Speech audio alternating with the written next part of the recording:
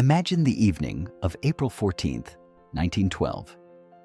Outside, the ocean was already lethally cold, the water temperature near zero, the air cooling rapidly. But inside the Titanic, human civilization celebrated its triumph. In the first-class dining saloon, snow-white tablecloths, pressed to a crystalline stiffness, caught and reflected the light of crystal chandeliers. Silver serving covers shone like mirrors. The air carried a complex cocktail of aromas, truffles, freshly baked bread, the smoke of expensive cigars, and faint traces of Jean Labois from ladies in low-cut evening gowns. All of it merged into the scent of luxury, confident in its own eternity.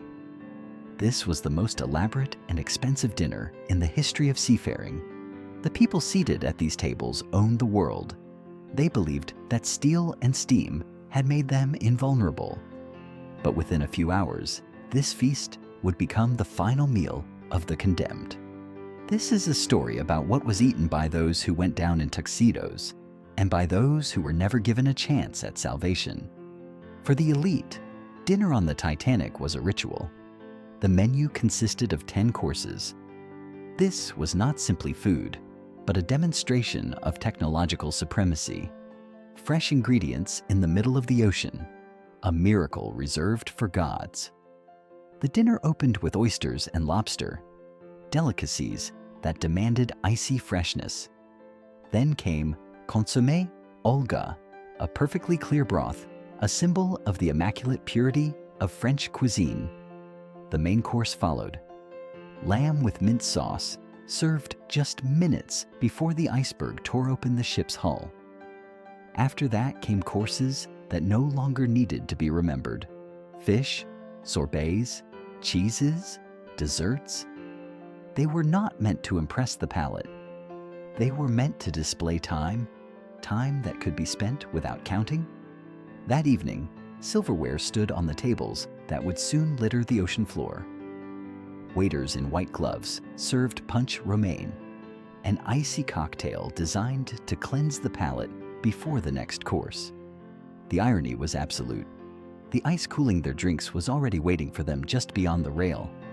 Second class lived by the rules of British respectability. Their menu was more modest, but it carefully imitated the life of aristocrats. Roast turkey, plum pudding, and American bacon. For teachers, doctors, and small tradesmen, this dinner was the peak of their life's achievements. They felt safe, shielded by the power of British engineering and the reputation of the empire. They were finishing their pudding when the first tremor ran across the deck. Many of them never left their cabins, believing that the unsinkable giant had merely brushed against a wave. At the very bottom, closer to the roaring boilers, dined those who were sailing toward the American dream. Irish, Swedish, Italian. Their menu was simply called tea. But for people fleeing poverty, it was a royal feast. Oatmeal porridge, roast beef, jacket potatoes, and sweet biscuits. Their dining room was loud. They sang and laughed, without an orchestra, but with living human voices. For many of them, this dinner was the most caloric and abundant meal of their lives. They did not yet know that the steel grates separating them from the lifeboats would become their cage. Satiety was their final gift from the old world. When the iceberg met the hull at 11:40 p.m., work was still boiling in the kitchens of the Titanic. Pastry chefs were preparing desserts for the following morning. Vanilla eclairs and French ice cream were waiting for their moment. In a single instant, the hierarchy of taste was erased. White wine from the cellars mixed with salt water. Expensive vintages from the 1890s spilled across the tilting floor. In that moment, it no longer mattered what you had eaten. Consommé with truffles or oatmeal porridge. Before the ocean, all calories became equal. Witnesses later recalled that on some tables in the restaurants, untouched fruit and half-finished coffee were left behind. People fled in panic, leaving behind a silent, still life of porcelain and luxury.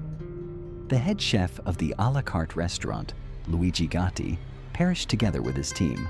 They remained at their posts until the very end, just like the musicians. It was the final professional gesture of people who had been creating the illusion of paradise on water. The story of the final dinner on the Titanic is a metaphor for our civilization. We build enormous ships, compose 10-course menus, and believe in the eternity of our comfort. But today, on the floor of the Atlantic, lie thousands of plates. Some of them are still perfectly aligned in rows inside kitchen cabinets, 4 kilometers below the surface. They are silent witnesses to the moment when luxury turns into debris and status into dust. The Titanic is a reminder. No matter how refined your meal may be, the true value is not what lies on your plate, but how much time you have left. If you want to see something more in familiar things and understand how food has shaped our world, stay with us. See you soon in the next video.